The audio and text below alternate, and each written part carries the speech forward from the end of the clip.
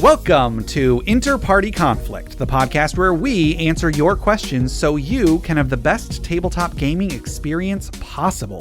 For the 141st time, my name is Gabe. And my name is Jeff. And we're going to answer your questions today. But first, I have a question, Jeff. No, I have several questions, Gabe. Go for it. What are your questions? What is 141? Is there a numerical significance? Well, it's funny that you asked that because 141 is one more than 140 and one less than 142. Okay. All right. So no is the answer. I mean, we could go on a very long tangent about the significance of round numbers. Okay. Or rather, the insignificance of round numbers. Well, let's do that, Jeff. Tell me. Please, go on. Well, I guess, like you said, like, oh, yeah, celebrating 100 years. I'm like, yeah, 100 years is significant. Yeah. But how much more significant is it than 99 years? It's a whole year more significant, Jeff. I mean, but like, it's just like, so how are you doing today, Jeff? I'm all right. Cool. We have somebody else in the studio with us today. We do. Steve, wave to the audience. Wave. He waves. Waving. There you go. So, how are you doing today, Jeff? I'm doing all right. I'm a little fatigued. Yeah. Had my family over this weekend, and oh boy, yeah. Whew, family. Am I right? It's like, two young nieces. They're very energetic. So gotcha. See, if it was me, then my family issues would be that I had to go to Chicago and help somebody move furniture. Sure. So, no, I'm mentally fatigued for a different reason. Right. So yeah, you wanted a roller coaster today. Sorry. I was like, what is Jeff doing? No, I'm not doing a bit. Yeah. So for the last couple of weeks, the word has been going around my work that we were going to have a week off for retooling or something, and I've been telling myself, don't make plans because for all you know, they're going to cancel that week off, the last day. And so I've been trying not to make plans. I'm finally like, okay, it's a week away.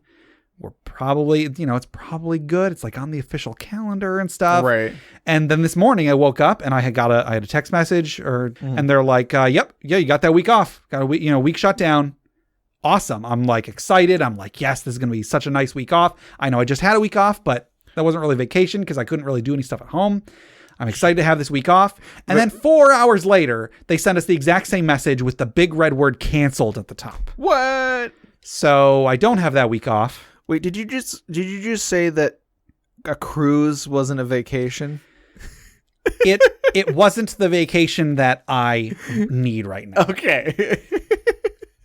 Okay, for all you listeners at home who are like, oh gosh, I wish I could go on a cruise. No. No, it was great. That was a great vacation. Yeah. But I also have a lot of work I need to do that I couldn't do while I was on the cruise. I mean, so that was a vacation, but you need time off. I do need time off. Yeah, yes. you need time off to get stuff done. If I have not made it clear, I generally don't like going out of town. If I have vacation, I would rather stay at home and do stuff at home. Like, I mean, I'm the same way. Yeah. We went to London a few years ago and it was a lot of fun, but I would have rather spent all that money on buying video games or something, just like staying home and doing something. I'm not really like the traveling type. Sure. Yeah. So like the cruise was nice, but hey, now I want time at home. Right. So yeah. No, it's just frustrating because I was going to use that I'm always planning on using this time to get stuff done. And then it either gets canceled or I end up wasting that time and neither one is good. Right. Yeah.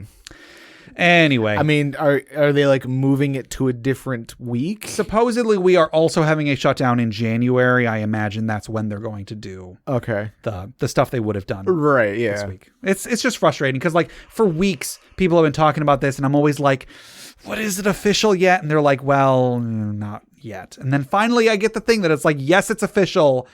Ha ha, smack in the face. We were just kidding. Right. Sucks to be you. Yeah. It's similar stuff happens in my work too, where it's just like any mention of like, oh yeah, we'll probably just take that day off or whatever. Yeah. And then it's just like, it gets to like the day before and they're like, yeah, no, come in. Yeah. I'm like, all right. I feel like anytime I'm at work and like the rumor starts going around, they're like, oh yeah, we might be going home early today. I immediately am like, yes, oh, I need that so bad. And then the whole rest of the day, right up until our normal leaving time, I'm like, we were supposed to go home early today. Right, yeah. What is wrong with these people? We were supposed to go home early. You owe me this. Yeah, there's always that, there's just too many glimmers of hope that are just, Yeah. Well, so enough of the glimmers of hope. You want to get into this episode, Jeff. Dang it. We were supposed to go home early today. Exactly. Well, I mean, and one thing I was thinking of some fun stuff to do there was a fun thing I was thinking about doing for the podcast during that week off. We might still do it. We might, might just have to push aside some other stuff. But, I had fun stuff I wanted to do. Yeah. Anyway. So, Jeff, I want you to imagine that one day you found out that you didn't have to go to work. And you're about to go on vacation. And you get all packed up. Yep. You get in the car. Mm-hmm. You start to drive away, and then your phone buzzes. You get like a little notification on your phone. Oh no. You have a text message. And then you're not supposed to text while you drive. So you pull over. You pull over into a parking lot like a responsible. We are responsible people on this podcast. Said the person who routinely drives without his hands. So you pull over, you take out your phone, you make sure the car is in the off position. You don't want a cop to come over and think that you're trying to, text while driving, whatever. So you turn off the car. You actually you throw the keys out the window, and then you look at your phone. You get out. You take the wheels off the car. Exactly. You take your shoes off and put them in the back seat. Right. And so you finally, after you've done all this prep, you take out your phone. You look at your phone, and like sweat is dripping down your face. Oh no. And then you see the words on the screen. Well, I mean, I'm sweating because it was a lot of work getting those wheels off. And because you have the car off, you have the AC off, and it's an uncharacteristically hot day. Right. And so you look at your phone. You see that the screen slowly comes into vision, and you see the dreaded words at the top. Yeah. And they say, vacation canceled. Uh-huh. You have to drive back. And do you know where you have to drive to, Jeff? Where do I gotta go? Your job at the Dragon's Hoard. Dang it.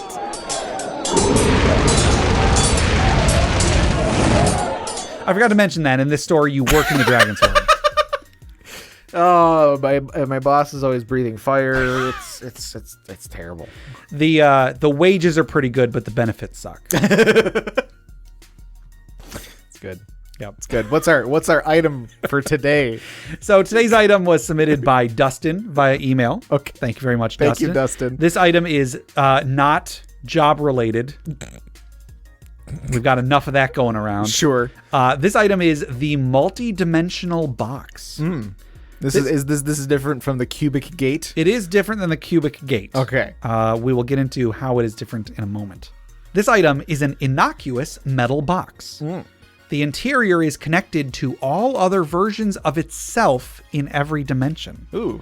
Anytime the user places an item into the box and closes the lid, the contents of the box are switched with that of a box from another dimension. At first, it is from a dimension close to the user, so only minor changes occur. The item is a slightly different color or is worn in a different way. Huh.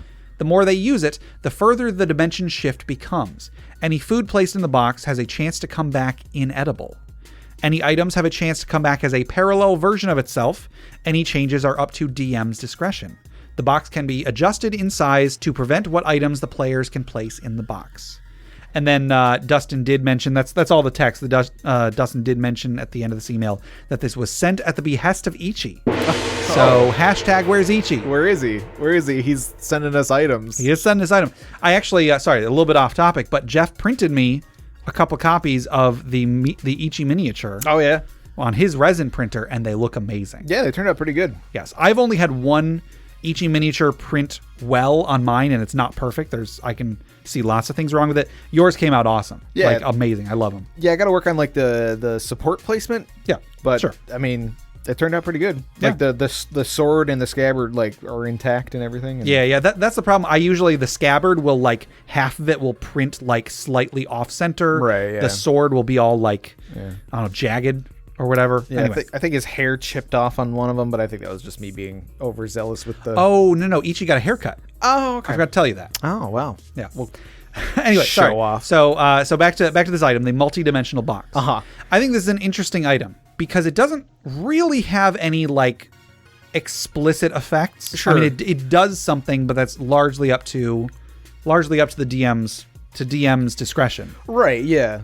And I think that this would probably work best as like a plot hook more than anything else. Sure. Because again, like, you know, as far as what effects it has, it would be hard for the players to use it intentionally to get a desired effect. Right, yeah. I mean, I could see a player like putting a thing in over and over and over and over and over again to like try and get something beneficial. Yeah. But like, you know, it's like, oh well, it's like it could turn into a thing that like, you know, it comes from the dimension of explosions or something, you know, like it just you put in you're like, I'm gonna put my dagger in there, and then it comes out and it just explodes. Jeff, you've got me with dimension of explosions. Please continue.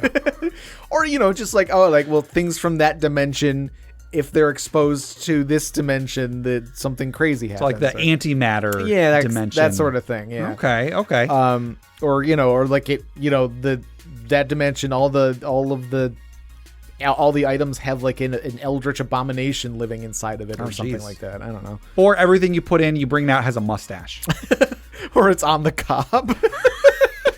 Yep. It's a Rick and Morty reference, right? Of course. I mean, you could get very Rick and Morty with this item. Very much so. Yeah. Yes. Yeah. So like, it could just be like if you wanted to just add a little silliness to your game, this could be a way to do it. So this presumes that there are alternate dimensions. Right. I know that as of this recording, our social media question from last week, we'll get to that topic later. But our social media question was about like the different planes. And I know some people view the planes as wholly different dimensions. Right. And you could view them that way. And this item kind of assumes that there is. Like, it assumes that there is an alternate version, possibly an alternate version of you on another plane. Yeah. There was a TV show that I used to be a big fan of called Sliders. Right. Which the premise of it was that there was this. They would go around to different restaurants and order small burgers. No, they would go around to different playgrounds and they would go down the slide. Oh. Whee! So the premise was that there was this physics student who had created this device that could let him travel between alternate dimensions. Right. And then in doing so, something went wrong, and now they are left just randomly going from dimension to dimension trying to get back home. Right, yeah, they're trying to find their dimension, and they might find one that's like it's really close and they're not sure, and then it's something weird's going on. It's like exactly the same world, except like the Golden Gate Bridge is like the Azure Gate Bridge. Yeah. Or like, oh, you go on red and you stop on green. Or Elvis didn't die, or that gate that you always squeaked when you were a kid doesn't squeak. Or something. Like, in other words, like the whole world could be identical except for that. But one side effect of that is that oftentimes there would be alternate versions of those characters. Yeah. Maybe that person would be helpful and would help them, like, oh man, I had this same problem a few months ago. Here's how I solved it. Sure. Or they would be like the bad guy. And they're like, oh, this person has all this high technology. I'm going to kill them and I'm going to steal it and try to profit off it, you know. And so on and so on. So I like the idea of there being an alternate dimension party out there with this same item. Right. And it is a shared box between the dimensions. Yeah. I really like that idea. But again, I feel like it works best as a plot device rather than as the players doing something. Unless maybe you are running multiple games. Ooh. You could run a game where one party has this box. Mm-hmm. And then if they put something into it, another party in another game can get that item out. Right. Yeah. So it'd be a way to like transfer items between games. Like, I mean, I can't like there's several like video games sort of situations. Like in Borderlands, you have a bank that you can put an item in there, and then you can access the item no matter which character you're playing on. So you can transfer between characters and whatever. There's a roguelike deck building game that I've been playing called Slay the Spire, where there are 3 characters you can play as. Each one has largely a completely different set of cards that you get. And there is a random event that will come up sometimes where it'll be like, hey, there's a crack in the wall. You can hide a card there if you want to. And if you do, in a future run, you might come across that crack in the wall. You can take that card and leave another one. Okay. So you can be on a different character and get a card that your previous character had. But the cost, of course, is that previous character doesn't have that card anymore. Sure. Or for that run, at least. Yeah. So yeah, the way that this item is working is like you put something in and you get something back immediately. Yeah. I like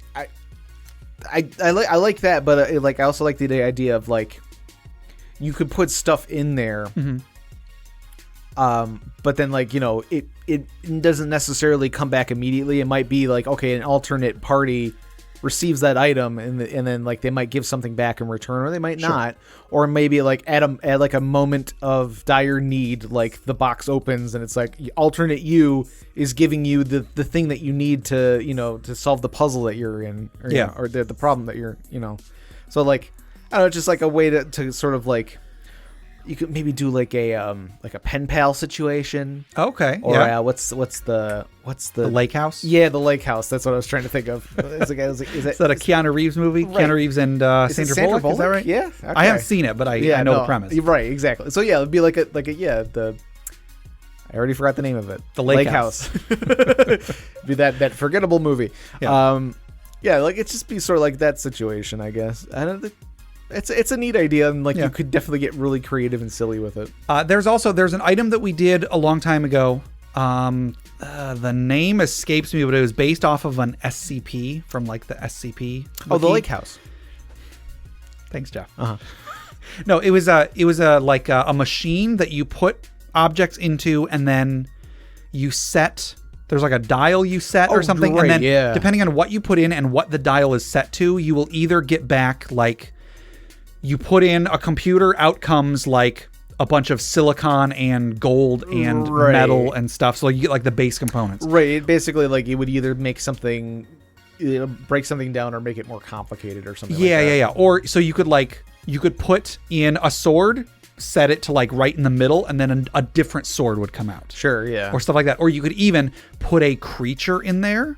The creature would be killed, and then you would get an alternate creature that is similar to that creature. Yeah, it was odd. It was a weird item. I'll try to find the link to put that in there. But that makes me think about this item. What if you put because it says that you can adjust this box can be adjusted in size. I think that's more for like the DM. Like it's like, oh, like they come across the box and the box is human size. Or I the suppose. box is, a weapon size or something. Yeah, what like if that. it was human size and a human climbs inside? Right. You could swap different, realities. Or hey, your player from one group is leaving and going to another group. Something like that. Yeah, like something like that. Like a little character swap or something like that. It's like, all right, I don't want to play this character anymore. I want to play this character. And like, all right, you guys come across this weird box. Right. It falls out of the sky. It looks like a phone booth or something. Mm-hmm. Anyway. So yeah, I think there's a lot of potential for this. Like I said, mostly as a plot device, or mostly like as something that the DM is in pretty heavy control over. Yeah. But I think it's the possibilities are as endless as the multiple dimensions.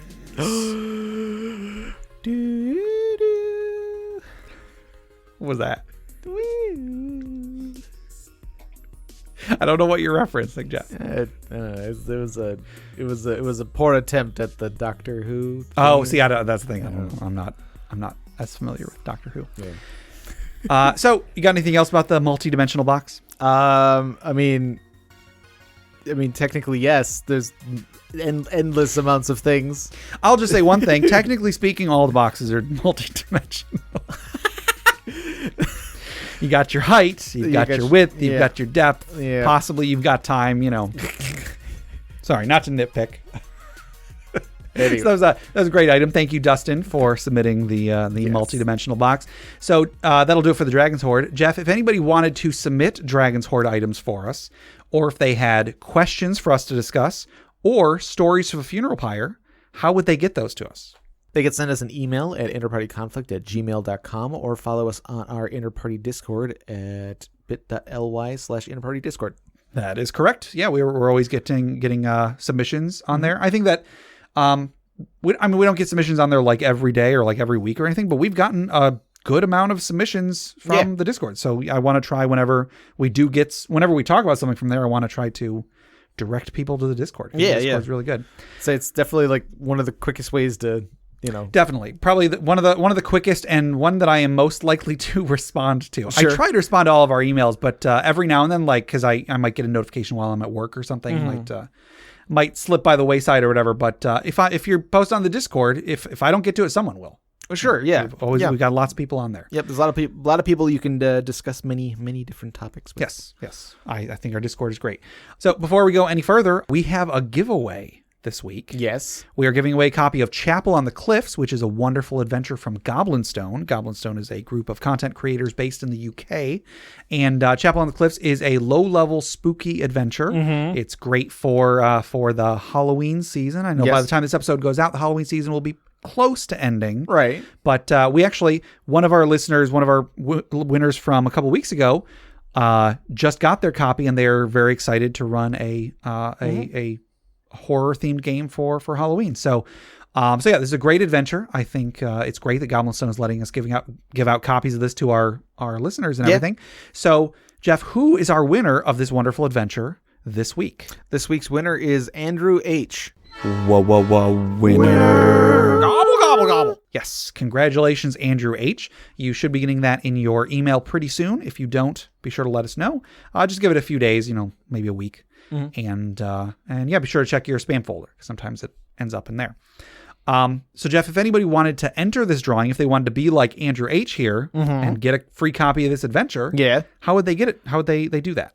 They could send us an email at interpartyconflict@gmail.com with Chapel on the Cliffs in the subject line. That's correct. That's all it takes. And then all I ask is that you leave them a review. If you get a free copy, leave Goblinstone a review. Let them know what you think. And that way they can continue to make great products. Yeah. And, feedback is always great. And then I also want to thank all of our wonderful patrons for for supporting us and helping us, get through these tough times when Gabe has to go to work like a chump. But dang day jobs. Yeah. So we have a Patreon campaign at patreon.com/InterPartyConflict. Patreon is an online platform where you can pledge to donate a certain amount of money to the content creators of your choice. And in return, you usually get some sort of, content or something in return. We've got some cool stuff on ours. We've got outtakes. I've been trying to, now that I'm more or less caught up with our outtakes, you don't get like 30 outtakes in a row every couple months. Sure. Hopefully you'll get them every week or two. You'll get like 3 or 4. Right. So we got some fun outtakes on there. I've started recording some of my previously written fantasy fiction. I guess it's also fan fiction. Yeah. Some fantasy fiction. I've been recording that and making like an audio presentation of it. I can say without a doubt that by the time this episode goes out, one of those will be up. Awesome. So one of those is out, and I will be doing another one, every couple months. I do also have one more patron fulfillment story to write. Right. So expect that sometime in the future. We've also got a monthly bonus podcast. I'm not sure exactly what we're going to be doing for this month as of this recording, because we're still throwing around some ideas. Right. I was really banking on that week off to do something really fun, but we'll see what becomes of that. It'll still be fun. It'll still be fun. Right. It's just the exact thing that I wanted to do we might have to do it some other time. Right. Yeah. We'll save. Yeah. We might save it for later. Yeah. So monthly bonus podcast, InterPatronConflict, where we cover a wide variety of topics. And then also we have a monthly Roll20 game, which is always fun. So if you want to check out the patreon.com/InterPartyConflict and see if any of the stuff on there appeals to you, you can help us out and help us keep the lights on, keep the show going, and get some cool stuff in return. So yeah, check that out, and thank you to everybody who has donated so far. You guys are awesome. All right, and then one more quick thing. Check out the other podcasts on the Crit Nation Fellowship. Check out Crit Academy at critacademy.com. Justin, Ian, and Brandon create new and reusable content for players and DMs alike. Then also check out Brute Force and Ignorance. They are an actual play podcast on the network. There's some great guys. We had them on the show a few months ago. And of course, check out D&D Character Lab, who are not making episodes anymore, but their episodes are still out there and are still amazing. Yeah. So check all them out. Enough of all the plugs. Let's get into some questions, Jeff. Our first question comes from Potato Plunderer on email, and they ask, how do I create spells that don't overshadow the ones that exist? Yeah. We might have a lot to say about this. We might not. Sure. I know that last week we went into a very long off-topic discussion, most of which I hopefully have cut out of that episode by the time that episode goes out. But we did have a debate about spells. So one thing that I will say, if you are thinking about making spells, make it clear what they do and don't do. Mm-hmm. Just saying that, because you know what, I've forgotten the thing that we've talked about. I honestly have. I'm not trying to just goad you into another tangent. What was the thing we were discussing last time? I honestly don't remember it, but now it's kind of funny to me that you're upset that I'm trying to bring it back up. I really don't remember, Gabe. What was it? Tell me. I'm scared. Am I upset, Jeff, or am I giving you an example of what we discussed? What? I don't remember. Oh, silence. Oh, Gabe's a funny guy. He's a funny guy, that Gabe. You just kept going. Right. Silence and Rakshasas. Yeah. Anyway, okay, let's go. It's a different version. I mean, just as an example, it's an alternate dimensions version of D&D. It's Silence and Rakshasas. Just as an example of like you're thinking to yourself, hey, I have this cool idea for a spell. Yeah. Because I guess an actual tip that I would give is try to, rather than just dealing with numbers, have your spells. I think a spell is more interesting when it does something that no spell does. Mm-hmm. And we'll get to how you can implement that in a minute. But if you are going to do something that might have different mechanics, make it clear what those mechanics are. Yeah. The more open-ended you leave the spell, the more powerful it's going to be. And you don't, it's a lot easier. Like if I'm a DM and a player makes their own spell, I don't know if that's ever happened, to be perfectly honest, but if a player wanted to make a spell, I would be much more open to a spell that is very clear in what it does and doesn't do. Because I don't want that player springing on me in the middle of something and be like, oh, but I didn't really say that it doesn't kill Baylors in one shot. Right. You know, yeah, it's just a spell that creates water, but I didn't exclude it, whatever. Well, it's a weird, that's a bad example, but. Well, yeah, because when you're talking about spells that like are just doing damage, there's ways to kind of gauge like, okay, like a spell of this level, spells of this level do somewhere around this amount of damage on average, Some might do a little bit more than others. Ones that do more tend to have like a save, have a trickier save or something like that. Yeah. And it's like a lot of different spells are just like, okay, it's some damage, it's like, oh, this is psychic damage, and it takes a will save, to hit or sure. Or it does sonic damage and it takes a constitution save or something like that. Yeah. I'm going to say that if you are making a spell that deals damage, but something about it is different, for example, requires a different save, or it is a different elemental type or something. Yeah.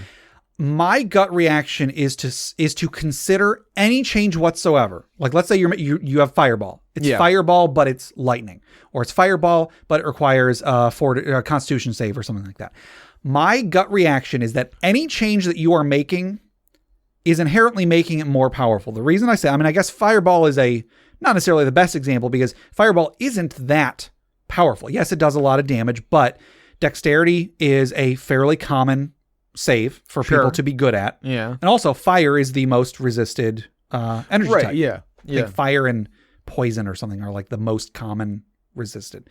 So if you are making a fireball that does something slightly different than fireball, it's probably because you want to be able to do that other thing more than you want to be able to cast fireball. So therefore, it is more powerful, at least to you. Right. Probably to everybody. Mm-hmm. So if you are, I would be very hesitant to make something the same level as fireball if it does the same damage as fireball, even if in your mind it might be less advantageous in some way. Mm-hmm. I feel like you should probably try not to make any spells that do the exact same amount of damage as an existing spell.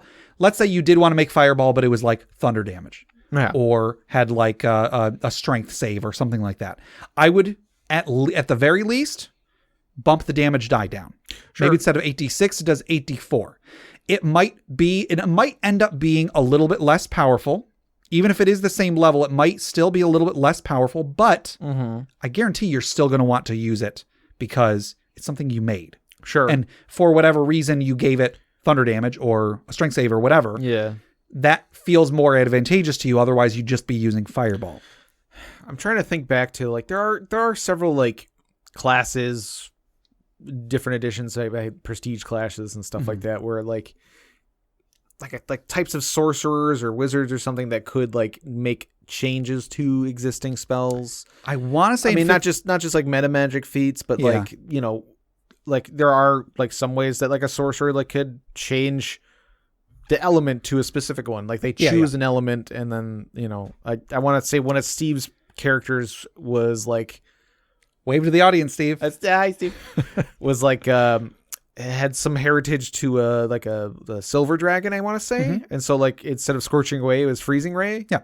So like something like stuff like that, where, you know, like there was a way to like change the element of a spell to a different element that suited your there were I mean there were feats there were meta magic feats. There were even like meta magic feats that didn't increase the level of the spell in 3rd edition that did that. And then I think that might have just been Jay let Steve do that. I could be wrong, but I feel like there was some sort of like heritage feat or something. Maybe.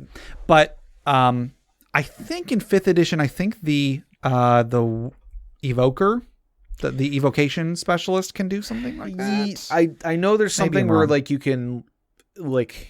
can do max damage like once a day or something like that. I feel like there is some official character archetype that can change elements, elemental types. Yeah, I could be wrong, but I'm sure it's there. Like, I mean, it doesn't feel like that alone doesn't feel like it's making the spell more powerful, but it is. Yeah, it definitely can be, like, because like you said, fire, like, you know, is one of the more common elements, and it is one of the more common ones to have something to have a resistance. Like, you know, any and all like fiends have fire resistance, basically. So like if you're going to the 9 layers of hell, they're like, well, my fireball does nothing here, right? But if I could turn it into a sonic ball would be awesome. Sonic would be shooting hedgehogs everywhere, right? Collecting gold rings. So like, you know, like, yeah, so changing an element, you know, is more powerful because the reason you're changing it is to help you in your specific situation. Right. So if the idea is like, oh, I'm gonna create my own spell. In fact, I'm going to create like 7 of them, and it's basically just fireball one of each element. right. Just prepare all those. Basically, like if you ever feel like, if you could look at the spell that you're coming up with and look at a spell of the same level that does something similar. If you are ever like, oh, well, I would obviously cast mine over the official one, then it's probably a bit too powerful. Right. Now, I'm always for making things a bit less powerful than maybe they should be. I feel like power creep is a very real thing, even if it's unintentional. I think that it happens over the course of a game, whether it's in official sources or just in your own campaign. I feel like over time, generally speaking, you tend to, the more content you introduce, the more powerful everything tends to get. Right. New content tends to be more powerful than old content. So why else would you use it? You know. Yeah. So I feel like the natural tendency, whether it's intentional or not, is to make something that is better. Even if you don't mean it to be better, you're probably not going to realize the little things that do make it a little bit better. Yeah. So making a fireball of a different element is going to be a little bit more powerful. So I don't necessarily think you should bump it up a level, because then it might be like, well, I would never cast this. Well, I mean, I feel like if you're going through all this stuff and making a spell or something like that, you really could just to kind of like stress test it, I guess. Yeah. Is like knock it down a die or knock it up a level, you know, and see like, is it like, if it's like, is it still worth using if I have to spend an extra, you know, like an extra high spell slot for it or something like that, like just to kind of give yourself a better gauge. It's like, okay, like, oh no, this is completely useless. Why would I spend this spell slot when I could do this other thing? Sure. Okay, maybe that spell isn't as powerful as it could be, or like maybe that spell isn't as powerful as I thought it was. Yeah. So like you might bump it down a level, or, you know, something.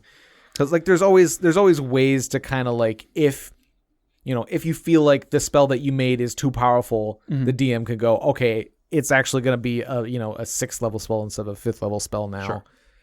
So like you don't have to start all over in the middle of a campaign because you let your player craft their own spell.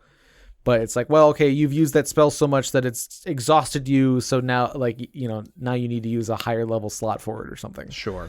And just a general tip to players and DMs who might be trying to make new stuff like this. Everybody be understanding and be willing to compromise. If you do you make a spell, you try it out for a session or so. If the DM says, I think it's a little bit too powerful, work together, player and DM, to try and make it better. Don't necessarily, if the player doesn't want it to be one level higher, talk to the DM about bumping down the damage die, or maybe see if there's like some sort of an interesting drawback you could apply to it. Yeah. Maybe like the spell that you were going to cast didn't hurt allies. Maybe now it might hurt allies. Sure. I could see it being like a campaign long process. Like if it's the idea is you want your character who's like, you want your character's like this powerful spellcaster and you want them to have created a spell, and that's just a thing you want your character to have done. Yeah. Like it could be, okay, like you have this idea, you try it out, it's a little powerful. The DM could say, oh, like, okay, that's starting to like, it does seem a little bit powerful. So it's now you're going to have this drawback. So you're kind of like, you might have to kind of like dial it down a little bit. So you're not hurting yourself. Like you might be hurting yourself casting the spell. Sure. And so like, okay, I'll bring the power down a little bit. And so the next time I cast it, it won't be as powerful, but this time it won't hurt me. So you're just sort of like, you're going through the actual process in game of crafting the spell with all of the the dangers that comes with it. So like, it's like you might accidentally blow up your party right, because you put a little bit too much juice in that spell or something like that. So like you could, you're fine tuning it in game. Yeah. As part of the adventure. And I like that as a thematic thing. Like, I'm creating a new spell. Of course it's going to blow up in my face sometimes. Yeah. But if it's like, a player wants to craft a spell because they want to do this cool thing. Yeah. Like you got to be careful with that. And I feel like in that you got to go with, okay, you want to do this really cool thing. It's going to be a higher level than you think it is. Sure. Like if that's really just what you want to do, like if you still want to do it, even though it's a level higher than you meant it to be, then it's because you just wanted to do it, not because you wanted to be the guy with the powerful, like homemade spell. Right. So like try to everybody be open to changes if necessary. Try to be understanding of each other. This whole thing, it gets a little bit more complicated when you're dealing with stuff that isn't just damage. If you want to do something that just no other spell does, right, that's hard. Yeah. It gets really tricky. So with that you kind of got to go with your gut for like, well, this feels like a second level spell to me. Oh, that sort of thing. Gabe, I just came up with a really good spell. What's idea. That? It's called grapple. It's So remember when you mentioned silence and then I sort of gave an example of that? Right. Here, let me try something, Jeff. Gabe, stay away. For anybody not in the room, I just approached Jeff with my hands in a strangulation. He tried to grab me. Pose. I mean, Steve was here. Steve was a witness. Say hi, wave hi to the audience, Steve. There you go. I mean, I was just thinking like, well, yeah, why isn't there a spell called grapple? Oh, because there's like entangle and stuff. Because like that, grapple sucks is the answer. I'm sorry, Gabe. I'm sorry. You used to be able to grapple with telekinesis. Oh yeah, and you could use your caster level in place of your base attack bonus. Oh, neat. Yeah, it was kind of neat. I really liked telekinesis in 3.5. Then there was a prestige class where you just throw people up into the sky, right? Which technically you could have already done, but sure. Now there's a class that does it, so I guess maybe you couldn't. And like the picture for that prestige class always confused me. I was like, what is he doing behind a giant boot? No, it's just that it was a forced perspective shot where there is just a pair of boots sitting on the ground, right? Because their owner has been flung into the sky, right? Yeah, and then it always confused me. Yeah. I was just like, because I never like stopped and thought about it. I would just see the picture while I was flipping through the pages and be like, that's silly. I mean, that was one of those really evocative pieces of art from earlier editions. Right. I feel like 5th edition doesn't really, especially the spells. There aren't really that's true nearly as many like interesting pieces of art for spells anymore. Although that was from like a supplemental book. It was. Which I feel tend to have more evocative things in it. Yeah, maybe. And provocative. I mean, if you think about the If you think back, books. Well, I was going to say, if you think back to like first edition, every picture of a woman was basically nude. Yeah. It's not a Mongoose book unless it has one boob in it. There you go. So sorry, where were we even? So coming up with spells, like it is hard to come up with a level for a spell if you have something that just it doesn't normally do. So you have to ask yourself, how often is this going to come up in game? Mm-hmm. Is this ever going to be used in combat? Right. And then even if there's nothing that's identical, what spell comes closest? And then is this a weaker or more powerful version of that spell? Yeah. And then kind of go with your gut, try to use that as a gauge of, well, there's this spell that does something similar thematically, but the one that you're coming up with is going to come up in battle more. Therefore, the one you're coming up with should be a little bit higher of a level. Sure. That sort of thing. Go with your gut. If you find that it's just too high a level for anyone to ever use it, then maybe bump it down, maybe rework it. Yeah. That stuff, it's hard to do. It's hard for players to do. It's hard for the people. I'm sure it was hard for the people developing the game to come up with how these spells work. Yeah. I mean, we give the game some crap sometimes, but there's a lot of work and balancing. Yeah. A lot of people put a lot of time and a lot of effort into making all this stuff. So like play testing is very important. Mm. They did a lot of play testing, maybe not as much as they should to ask, but, expect to do some amount of playtesting to make sure that what you're doing works. Yeah. Yeah. It does really depend on like if you're somebody who plays in many groups and like has ways to playtest stuff, or like, you have time to specifically playtest, hey guys, I'm coming up with a new spell. Yeah. If, for this thing I want to put out or whatever, how do you test that?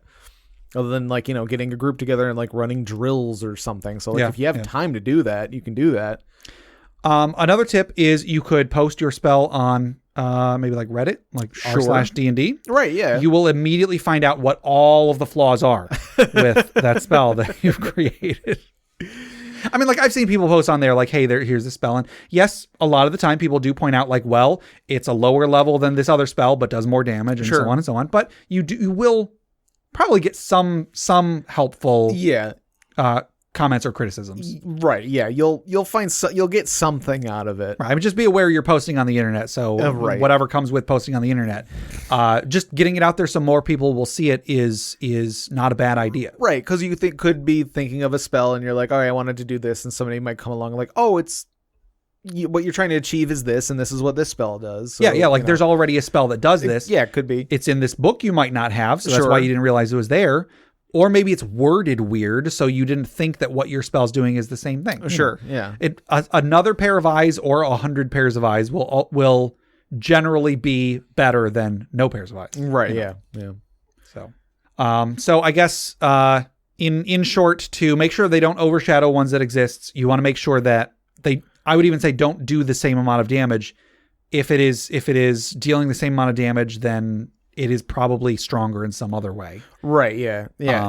If you're changing it in some other way, that's yeah. Yeah. And then if it is not a damage dealing spell, you got to look at what use it's going to have, how often you think you're going to use it, and then try to find something to compare it to, even if a vague connection between the two. Right. Yeah. If you got to try and you got to try and find a way to one-shot things with it. I mean, yeah, that's true. Think about like, what is the most powerful way I could possibly use this spell, and then work back from there. What is it, like the move earth cantrip or something like that? It's like it's like where you can move a 5-foot cube of earth 5 feet. Yeah. As a cantrip, and so like people have like, I was like, oh, okay, so you can basically make a pit trap. Sure. With a cantrip that can instantly kill basically anything. Because given enough time, if you have enough time and you set it up right, you can basically like, I think I saw a diagram of it or something where it's basically you're making like you're sort of like doing like stairs, and you're kind of like digging your way down into the ground. I multiply theta times yaw, I think I can deal enough damage to kill this thing. So like, I think one way to see it is okay, is this something that the players is just going to exploit? Sure. Try and think of ways that you could try and like one shot or like do a ton of damage with it, you know. Yeah. And good luck. I always think that creating new spells is a really cool part of the game that doesn't get engaged in very much. Right. And just one more thing to add. I have a good friend of mine. His name is Steve. He's in the room with us right now. Oh, right. Yeah. Wait. He once told me something very profound, and it was that democracy works under the assumption that there will not always be good people. So there's like term limits and so on and so on. So the way you got to apply this to creating spells is think about the worst player you've ever played with. This is my interpretation of what he told me. It's not word for word of what was just It's not word for word exactly what he just said off mic that I have cleverly edited out of the episode. Think of the worst player you've ever played with. If they had this spell, how would you feel about it then? Would you be afraid like, oh crap, they're going to use it to you know, game the system and so on and so on? Try and think of the worst possible scenario and then work backwards. Like, yeah, so somebody as clever and devious as Chris. Dang. Like, if they had access to the spell, would you be scared? Hey,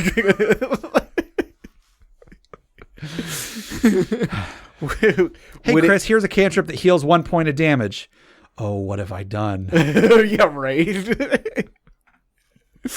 All right. You know, like a cantrip that heals 1 point of damage, that's really powerful. Oh yeah, there aren't cantrips in 5th edition that heal. Like but like, you know, it's like I was just trying to think like what could you not hurt anybody with? I mean, like but like just saying that, like, oh, a cantrip that heals 1 point, that's whatever, that's nothing.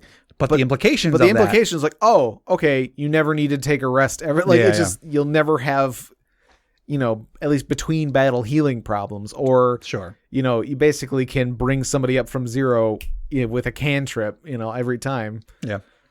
Our next question comes from John Gemstone on Facebook. They ask, what should you do when a player asks for an item that is way beyond their level?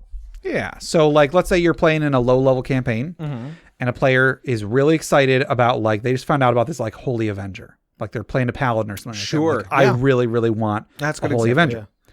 Now, you know, you could, of course, just be like, okay, well, in 10 levels, you get a Holy Avenger. Right. You could do that.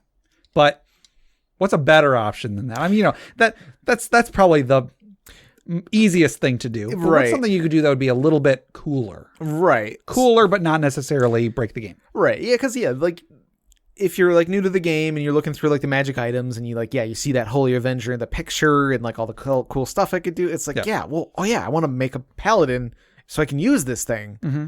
That's awesome. But then, you got to go through 10 levels, you know, before the DM would ever want to give it to you. Right.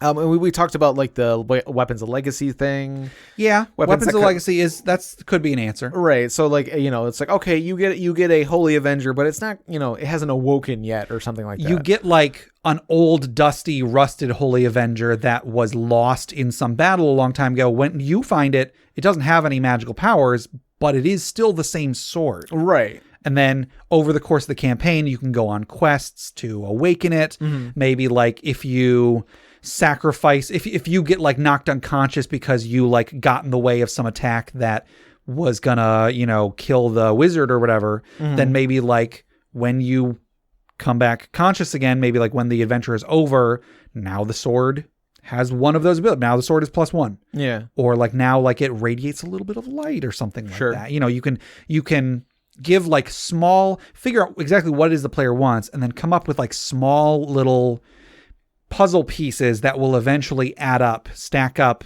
whatever puzzles do, fit together to eventually become the, you know, the finished boat or whatever is in the picture of the puzzle. Also trying to think of a way like you could give it to them, allow them to use it, but like once, just to sort of like a little taste teaser sort of thing, you know, like, oh, okay, which like feels kind of cheap, I guess, because like it's like giving them an item that turns out to be too powerful, and then you take it away, like, oh, a bandit comes in the night and steals it, sort of that whole thing. So I have a good friend of mine. His name is Steve. Oh, I know him. Yeah, he's actually in the room right now. Wave Steve. He once said something very profound. Yeah. No, there's been a lot of that going around. No, Steve just reminded me of an example in World of Warcraft. It was in the Burning Crusade. There was like, I think the Sunwell raid. I think the final boss would during that battle, legendaries would drop. Okay. And like legendaries in that game, at least back then, were pretty dang rare. Yeah. Like you didn't see a lot of them. So Those like are purples, right? those were they were like orange colored. More Oh, like orange or gold what colored. were purples then? Those are epics. Epics, Okay. yeah. Okay. Oh shoot. So I've never had a legendary. Go on. Right, exactly. It's like, around that time, some people went their entire, play the game without ever seeing a legendary, except for when people would link Ragnaros or Wind Fury or Wind Fury. Yeah. There's a whole meme on it. I'm sorry. Oh, okay.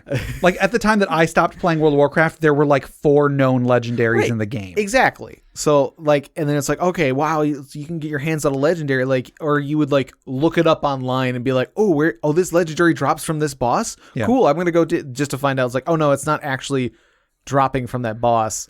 It's a legendary that like drops during that battle. That you can pick up and helps you in the fight. Like I don't know if it's if they're required to beat the battle, but like it's part of the battle where like a legendary drops, one of you go and pick it up so you can use it. Like that one's a bow, so the hunter, please go over there and grab that so you can use it or whatever. So like you could do that sort of thing where it's like it is you're fighting something. The party is low level, but fighting something that is above their level, and you can give them access to the thing that they wanted, but it's like a temporary so that they can fight this one battle. Okay. And then it like fades away or something. Sure. So that way they can get like a little taste of it, and then later on they'll get their hands on it again, and they'll be like, oh, hello, old friend. So I guess as long as you make it clear to the player that it is a temporary. A temporary buff, right? That it's not that you're giving it to them and then whoops, a thief stole it. Yeah. Then yeah, I think that could be good to give them a little taste of what that item or whatever could eventually be. Right. I think you could even just like if it is like they want a specific legendary item, like there's only one of these in the world. Like I want the sword that the king had back in whatever. Maybe. Give them a lesser version of it. Maybe say like, oh, over the years, people have made like copies of it, and here's one of the copies. Yeah. Maybe that would feel good. Maybe it wouldn't. Maybe it would just feel to the player like, oh, I just have a cheap knockoff or something. I don't know. Yeah, or you could give them like pieces of a map that will help them find it. Sure. Or, make a adventure out of it. It's just like, it's just really tricky to like, like without just saying no. It's hard to like, if you can't just say no, right? It's really hard to do anything about it. And like I wouldn't want to say no to something like this, because this is like, hey, here's a cool thing I want to do with my character, right? That might have story implications. As a DM, I don't want to say no to that. I think that, yeah, sure, awesome, let's find a way to make this work. Yeah. But again, you don't want the player to be overpowered early in the game. You want them to be able to feel like they are growing, as the campaign goes on. If you give them like a +3 weapon at level 5, then now what?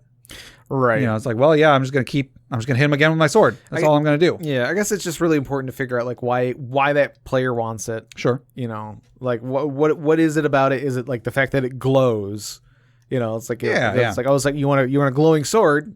Psh, got a glowing sword. Go for it. All day. If it is a matter of like they want this like one specific cool weapon that is too high, maybe you could have them find out that that weapon's actually part of a set, and they can find other pieces of that set. Sure. And then maybe the other pieces of the set will be much lower level. There is an artifact in earlier editions called the Rod of 7 Parts. Oh yeah. It was originally called the Rod of Law. It was like this big powerful rod. I don't know what it did, but in this climactic battle, it was destroyed and shattered into 7 pieces. Each of the 7 pieces did something different, and if you were to find one of them, like generally the smaller the piece, the weaker it was. Yeah. And the more of them you got, you could put them together and then they would do something cool. Mm-hmm. So you could, as an example, let's say one of the players like, oh, I want the Rod of Law. Not that any player would ever say that because that's not really a thing. But if they did, you could have them find, well, there's this small piece here that does one thing. Yeah. And then using that, you can find this slightly larger piece that does something else. If you want to, you can put them together and then you get a set bonus. And then eventually it will lead to them getting this legendary thing that they want. And then along with all of those much weaker items together they do something cool. Right. You know, you can try and come up with something like that, and then coming up with essentially a long multi-part quest for one character is going to make that player feel really cool. Yeah. So like if they wanted to get like say like a ring of wishes, you know, like a Sure. ring of wishes, like that's a really powerful item for you, just the character just want. Yeah. You can maybe like divide it into like 7 orbs that like are scattered across the globe. You know, and like you might have them go on adventures to try and, you know, find the orbs. Like maybe one's like, you know, at the bottom of an ocean. Maybe one's like a sort of like a kingpin has it, and you gotta infiltrate his. Let me stop you right there, Jeff. And, I'm sorry. What? I've heard this story probably about 26 times. Oh, Okay. okay. And in every time, at least one of these orbs is owned by a dragon. So we've gone past Dragon Ball A. We've gone past Dragon Ball B. We're all the way at Dragon Ball Z. So go on, Jeff. But yeah, like you know, if it's just something that should be way out of their reach, make it way out of their reach, but don't make it like impossible. Yeah. You know, like make them go through the steps of collecting all 7 Dragon Balls so they can make their wish. Sure. And even just make a long quest out of it is going to make it feel that much cooler when they finally do. Yeah. And that's an easy way to get them up to level to make sure they're leveled. This discussion makes me remember there was a time that our good friend Steve told me that if we were to talk about giving players, you know, leading up to players getting items that are too powerful for them, maybe we could discuss the consequences of not doing that, of just giving the player, right. like, oh yeah, you're level 3. Sure. Have a +3 Holy Avenger. Right. Yeah. So like if you were to just say, sure, why not? Like, you killed a goblin. Whoa, the goblin had an Avenger. What? That wolf ate a Holy Avenger or something. Yeah. Along with its 2 livers. It's in the World of Warcraft. Yeah. I was like, is that a, yeah, okay, go ahead. So, some of the, so I kind of touched on the downside to doing this is that one of them is that, well, now what? The player has it. They're always going to have that same sword. Combat could very well get kind of boring as they level up and level up and level up. Yeah. Everybody else is getting a cool new weapon. And then the other player, true, their weapon is more powerful than anything the other players are finding, but yeah, it's not as exciting. It's not Christmas anymore. You're not opening up new presents. Right. It's like, well, you already got the best present last year. Yeah, exactly. Like, there's nowhere else to go, or like, you're kind of stuck with the one thing you got. Cause like, maybe you're like, all right, look, DM. I really want this Holy Avenger. Mm-hmm. What if I promise that I won't take any of the treasure? Like, it's just like, sure. What if I get this one thing and you don't have to give me anything else? And then like, meanwhile, like all the other players are like, oh, you got, what's that? You got a bag of holding over there? Oh, that's cool. I mean, I got this sword, so it's cool. Yeah. Oh, Ring of Protection. Shoot, I do get hit a lot, but hey, I got this sword. It's pretty cool. What's that? A Cloak of Invisibility. Dang. So, I mean, like, so you could just give it to them, but then I feel like the expectation would then be that they would continue, they and the rest of the group would continue to get more, bigger, better stuff. Right. If you give out +3 weapons, which in 5th edition is meant to be the highest anything gets, eventually you're probably going to feel the need to be like, well, I guess here's a +4 item. Sure. And then +5, I guess. Eventually it's gonna keep going. Yeah. And then as a result, you're gonna have to make enemies with higher ACs, enemies with higher hit points. You're probably gonna end up just using higher leveled monsters, which then deal more damage.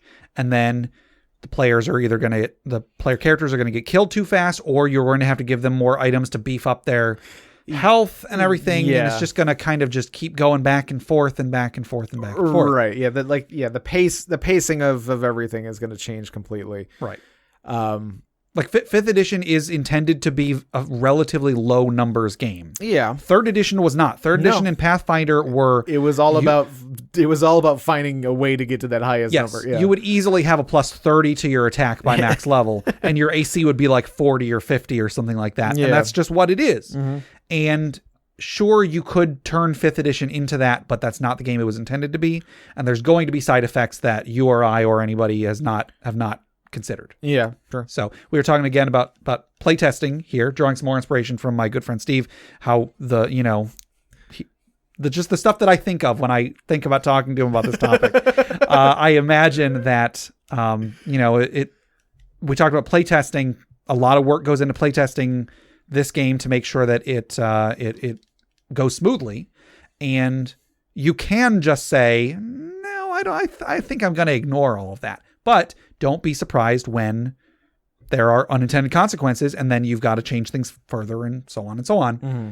If you had put in as much time playtesting your ideas as the people playtesting D&D put in, there would be fewer issues. Not no issues, because there's issues in D&D, there's issues in Pathfinder. Sure. But fewer of them because you got other people's eyes saying, well, I don't think this works because blank. Right.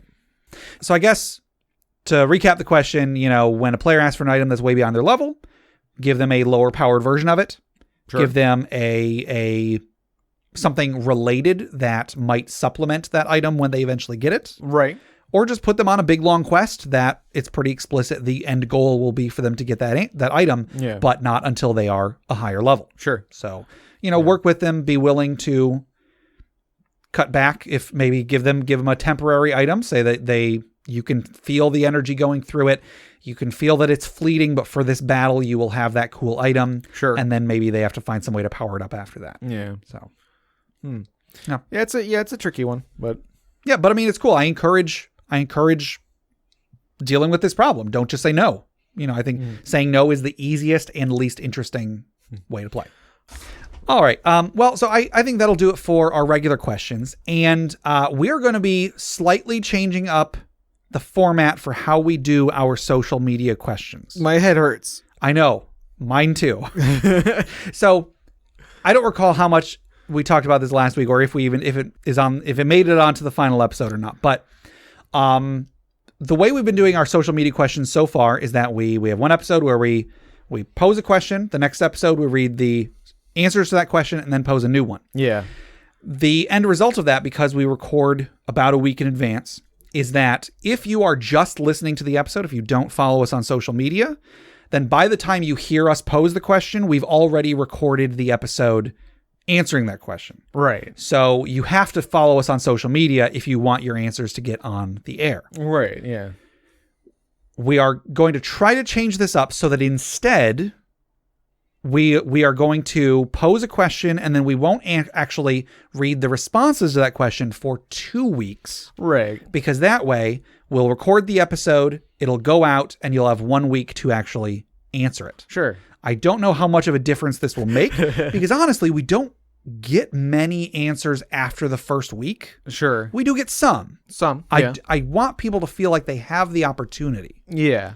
Yeah, it'll give people more chances to participate. Yeah, sure. I mean, there's no problem with giving people an extra week to answer. Right. Yeah. So we're going to be changing it up. It took us a very embarrassingly long time to figure out how to actually make that change. Right. I am almost positive that the answer is this week we will not be reading questions to last week's answer. Gabe, my head hurts. Should I leave that part in or? Yeah, I'll leave that in. All right. We will not be reading answers to last week's question. What if we did it differently? We pose an answer. People submit questions. Ooh, that's all right. That's the change that we're making 12. today. No, that's so we are not going to be reading answers to last week's question this week. We will do that next week. Ooh, number of cookies I'm going to eat. Dang, Jeff got it in one. Yes. But we will still pose a new question for next week.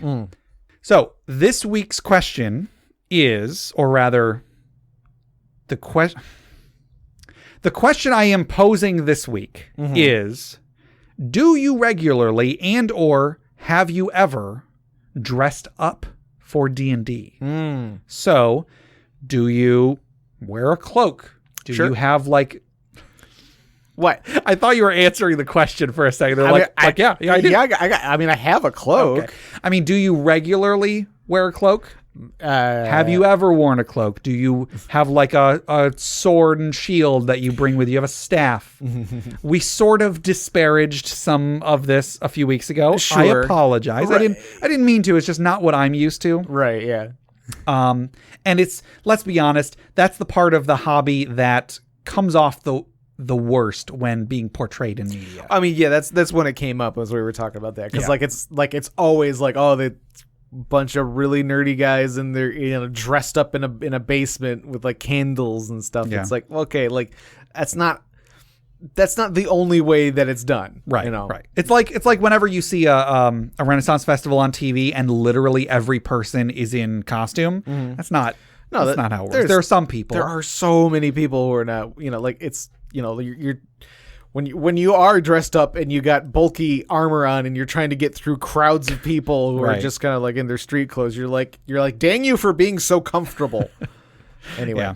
So yeah, have you ever dressed up explicitly for a D&D game? I must have at least once, because it was a long, like the cloak I wear at Renfest. My sister made that for me years ago. Okay. So like I feel like there must have been a time where I wore that thing to a D&D session. There must have been, because it was portrayed that way in media. I'm like, oh, I have to do this. Yeah, I mean, if you've never played D&D, like I could understand someone being like, well, I guess I got to dress up. And then like I would do it and I like maybe wear it for like 10 minutes, go like, this is warm, and then take it off. Right. That's that's got to be the extent of it.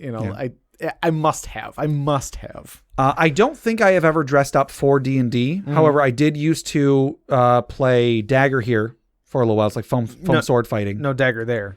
Thank you, Jeff. I used to play a bit of that, like a bit of foam sword fighting back when we lived in Tennessee. And I was like part of a team, basically. A Glabberforth. And one of the benefits of joining this particular team was that one of their members would make you garb, as it calls. They would make you clothes. Yeah. And so I have like, I don't know if I still have them actually. I know I had a pair of like goofy pants that I would like. They were called like hakamas, I think. So I had a pair of those, and I had like a tabard. Okay. That I would wear to those events. Sure. And I don't even think I would wear it to just the weekly games. I'm pretty sure it was just when I was going to like a big event. So like 2 or 3 times, I would wear them to an actual event. But I think that's it. I'm almost positive I've never actually worn a costume to D&D. Yeah, it's like. So. And again, if you have, I'm not saying that's wrong. Just I don't. Right. So I mean, if it's just one of those things that helps you get into character or something like that. I would never say no to somebody who showed up to play a game with me and they were in costume. Right. I would admire their enthusiasm. Yeah. Yeah. I feel like. I feel like if like my character wore a mask or something like that, and I was like, all right, I'll wear a mask too. Like I might be able to get into character better or something like that. Maybe. But then again, it might also just get annoying or something because like you're talking through a mask and you're trying to I attack it. Like that's how I always feel. I feel like it would be cool for about 2 minutes, right. and then you'd set it aside. Yeah, exactly. So. But I mean, I don't know. Yeah, I don't know. Depends on the crew you run with. Yeah. So I guess we will hear some answers from our listeners in a couple episodes. Right. In the future. Hopefully I did this math right. In the future. And this doesn't make things worse. Yeah. Yeah, just we show up next week, we got like a stack of papers, our hair is all disheveled. All right, guys, so we made a mistake. We have to carry the 2, multiply it times circumference. We started getting answers from questions we haven't asked yet. And then I came, and then another me showed up and started an alternate you showed up. We have this box, a sheet of paper came through with answers for questions. So yay for callbacks. All right, so that'll do it for our questions for this week. So before we close out, let's wind down a little bit. Let's take a deep breath. Let's remember those who have come before us, maybe the alternate universe versions of us who have given their lives for reasons we don't know because we're not from that universe. And Probably doesn't affect us unless we're using Bioshock Infinite rules, which are stupid. Let's remember those as we toss another log onto the multi-dimensional funeral pyre. Oh, sorry. You okay, Jeff? That was a deep breath. Okay, onto the funeral pyre.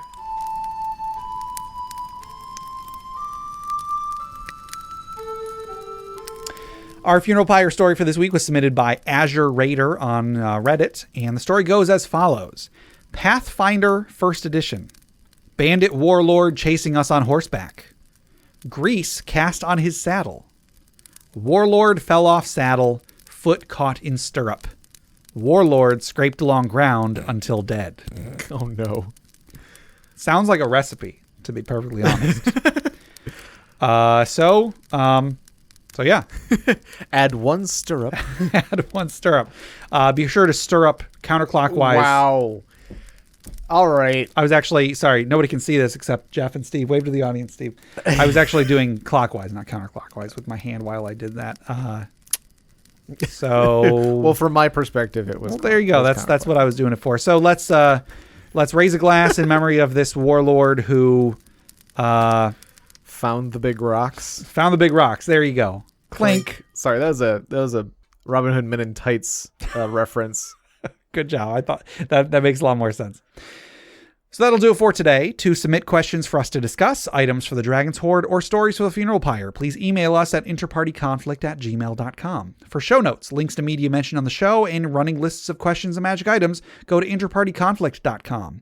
Join the discussion on social media. Find us on Facebook, facebook.com/interpartyconflict, on Reddit at r/interpartyconflict, on our Interparty Discord, or on Twitter at InPartyConflict for our weekly social media questions. Your answers might end up on the show, especially now. Hopefully. Find us on iTunes, Google Play Music, Stitcher, YouTube, anywhere you download podcasts. Please rate, review, subscribe, or just tell a friend. If you'd like to support the show, check out the rewards at patreon.com/interpartyconflict. There's a few different tiers, so anything you can spare, even $1 a month, would go towards making the show better, and you'll get bonus content for it. Jeff, tell us about FriendQuest. FriendQuest is a YouTube channel where we play video games. Yes. Speaking of video games, check out my side project, the Arcade Memories Podcast. If you'd like to submit your own childhood memories of going to the arcade, record them or write them to me at arcadememoriespodcast@gmail.com. I was really hoping to get an episode of that out this month during my week off. But yeah, we'll see. Also, head over to bit.ly/interpartyconflict to take a short survey about our show. What you like, what you don't like, etc. And just for taking it, you'll get 2 free printable board games courtesy of Mary and Tom over at hollandspiel.com. And our music is made by Boxcat Games from Nameless the Hacker's RPG. So Jeff, until next time. Hey Gabe, I got a question for you. What's that? You'll have to hear about it next week.